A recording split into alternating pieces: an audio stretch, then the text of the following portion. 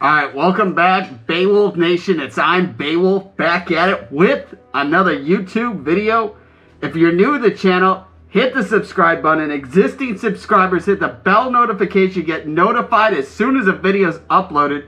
Also, too, check out the Amazon store, amazon.com/shop/IamBeowulf. We got a lot to talk about today. Also, too, check out the Amazon store, amazon.com/shop/IamBeowulf.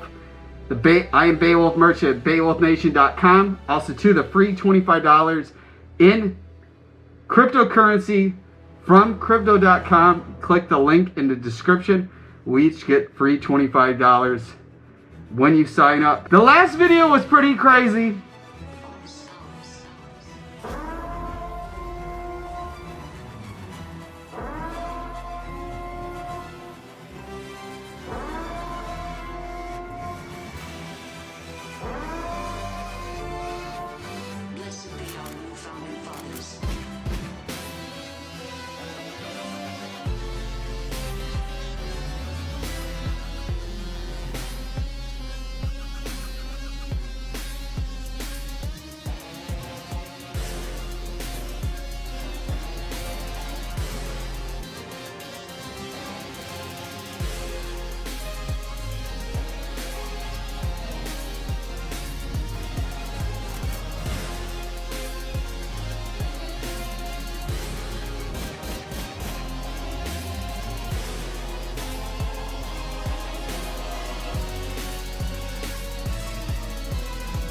I was talking to a gentleman about the UAP report, and he contends the Pentagon has alien bodies and crafts. Does DoD have these things, and if so, where? The UAP task force is really designed to take a look at these unexplained aerial phenomena, try to help us get a better understanding of them. Again, I'm not going to get ahead of the report that the DNI will submit, that we are helping, obviously, and providing input to, and I think I'll just leave it at that, Jeff. I know there are alien craft here from another planet. I know it was not made on Earth. I know it was made with materials that we cannot fabricate, we cannot duplicate, and we've never been able to. I also know they've examined or had bodies of alien creatures somewhere. I know that stuff for a fact. And again, I was swiping through those TikToks. I see this article. This guy made this TikTok saying the person in charge of running NASA, Bill Nelson, said that UFOs and aliens are real. And he's the guy in charge, a former astronaut himself. And the person was saying is how he went public a couple days ago in some interviews, and how no news outlets covered what he was talking about. And this is the guy running the show, so, of NASA. And I'm thinking, like, I was like, holy cow, are you serious? I Googled it, and I'm like, it's true, it's legit. Makes you wonder what's really going on and what they don't want people to know. Maybe people cause a panic. Who knows? But we gotta start talking about this. It says here, NASA Chief Bill Nelson, latest official to suggest UFOs have otherworldly origins. Freewheeling October 19th discussion on the space policy. NASA administration Bill Nelson spoke passionately about the agency's mission to seek out life beyond Earth. In his comments, Nelson pivoted almost immediately to a series of U.S. military encounters with mysterious flying objects, many which appeared to maneuver in extraordinary ways while in restricted airspace.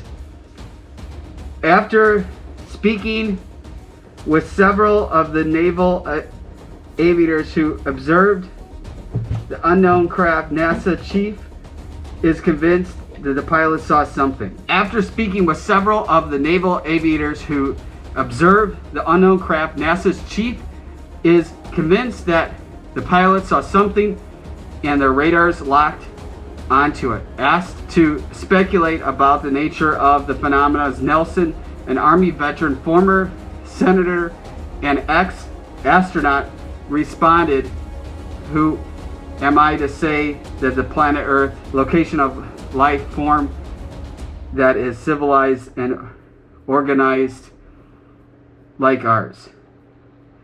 As surprising as the answer may be, Nelson is the only latest high-level official to hint that UFOs may have otherworldly explanations. Asked in June about the military's recent encounters with mysterious craft, former President Bill Clinton, like Nelson, responded by pondering vastness of the universe and high probability that life existing beyond Earth. Similarly, former President Obama speculated about extraordinary implements if recent incidents involved otherworldly objects. Of note, Clinton and Obama retain access to top-level intelligence briefings. It makes you wonder what they really know. But that's just the tip of the iceberg. Queried about Navy's encounters with UFOs, former CIA Director John Brennan speculated that the objects might consist a different form of life.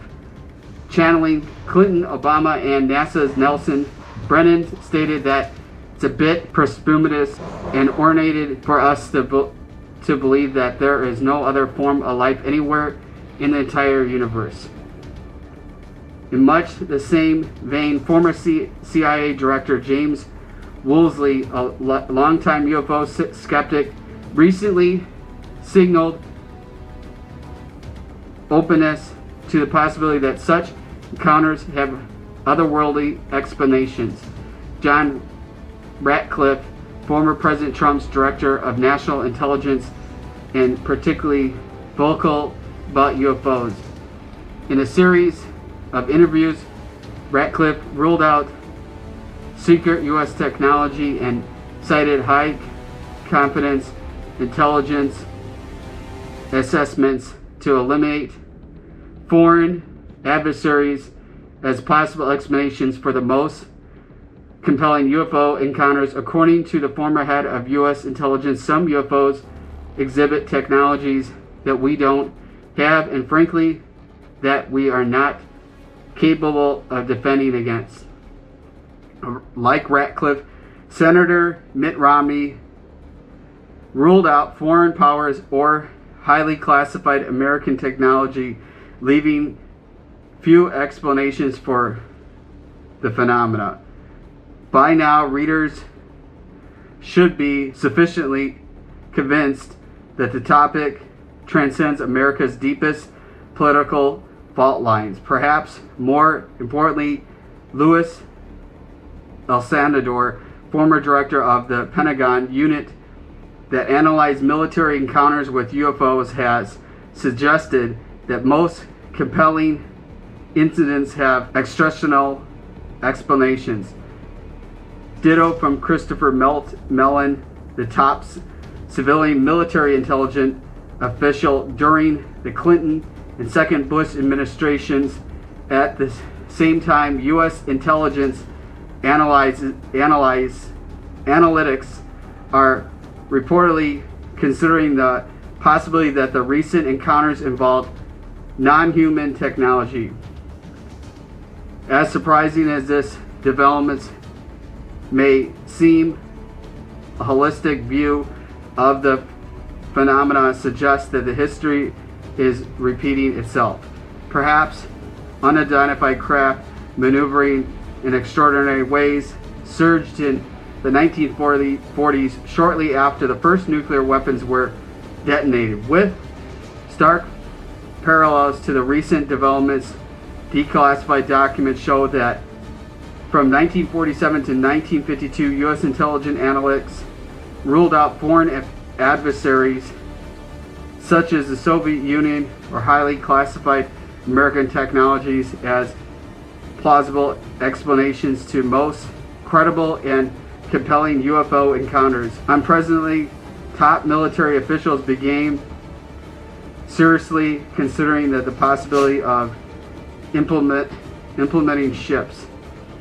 In the early 1953, however, such objective, open-minded government analyses came to an abrupt halt. Over several days, the previous summer, pilots and radar operators in Washington, D.C. reported extraordinary and still unexplained encounters with unidentified objects. But the sheer volume of UFO reports and the deluge of public queries that followed spooked American defense planners. Officials grew concerned that the mass UFO sightings would again overwhelm intelligence and communication channels. The Soviet Union, that officials worried could exploit public interest in UFOs to sow mass hysteria and panic, handing Moscow to surprise advantage in any nuclear attack. In response to the Cold War fears, the CIA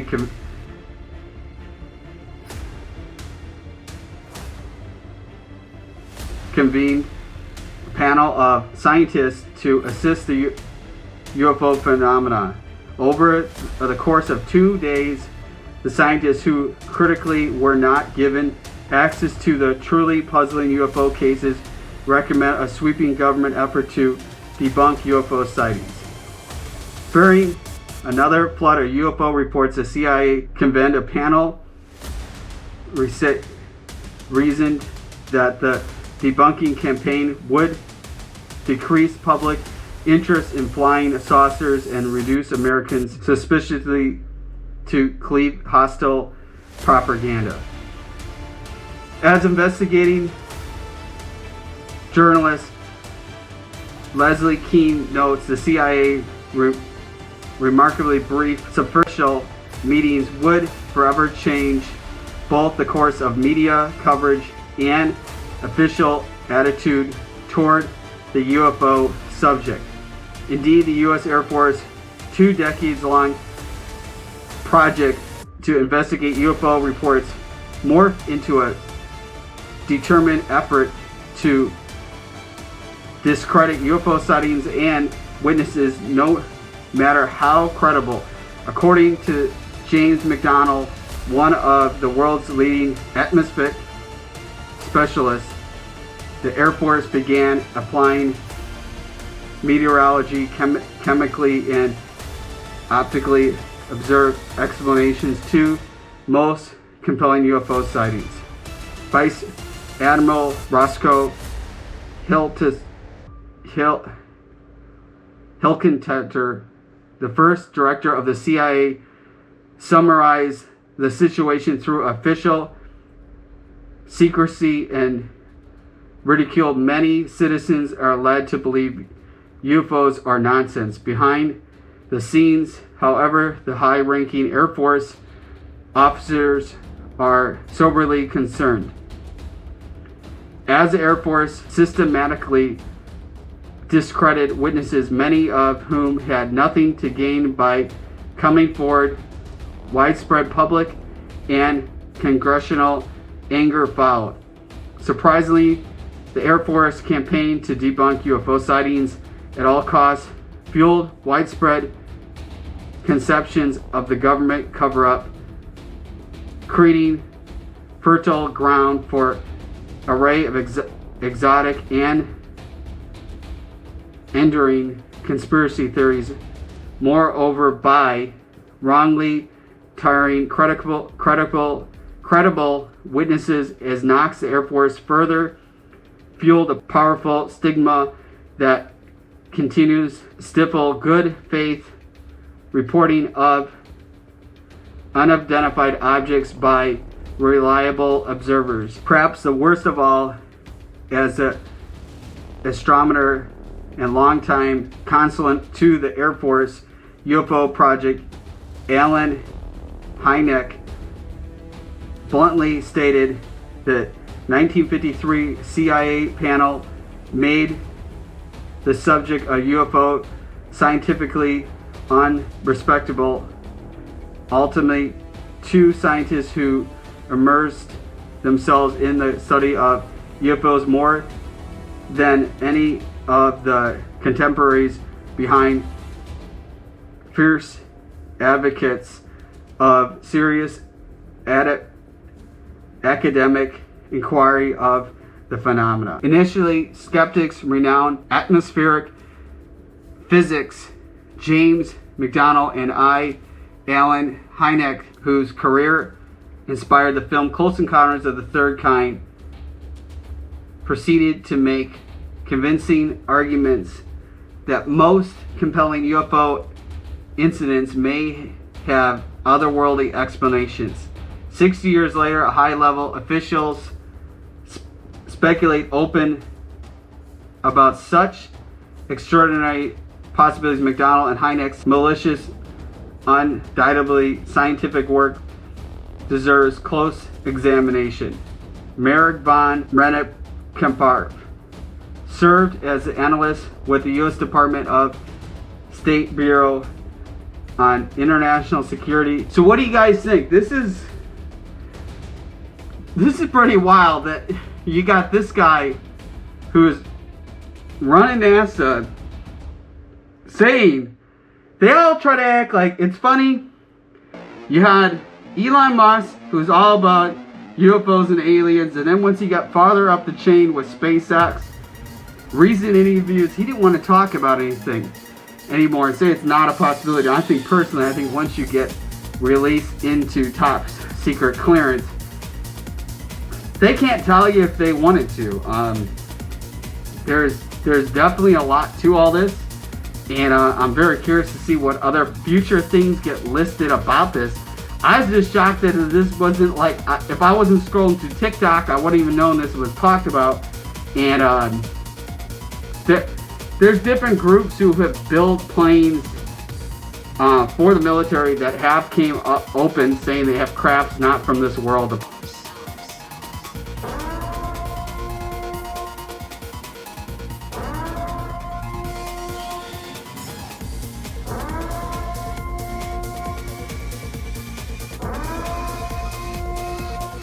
Blessed be our new founding fathers.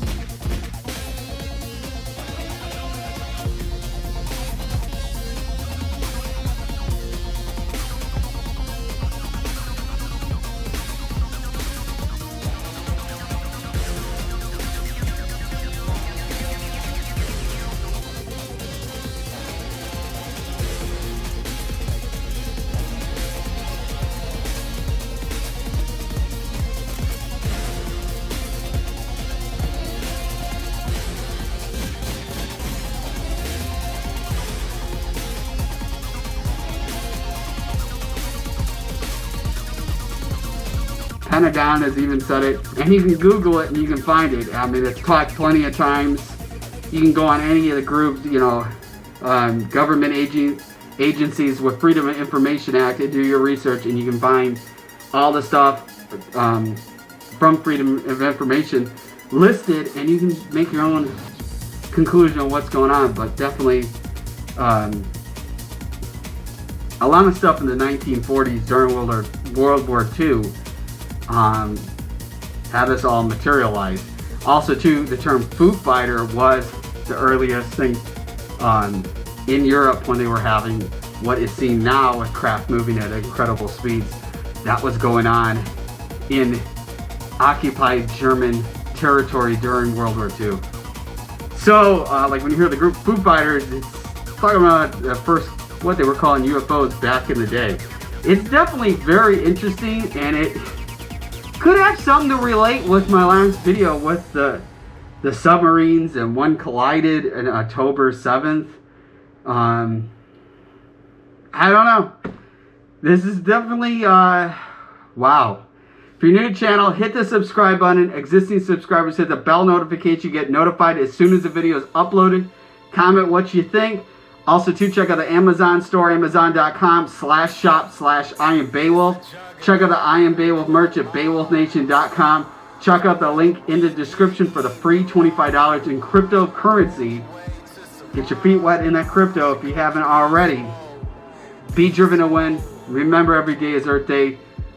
Stay mighty and keep strong.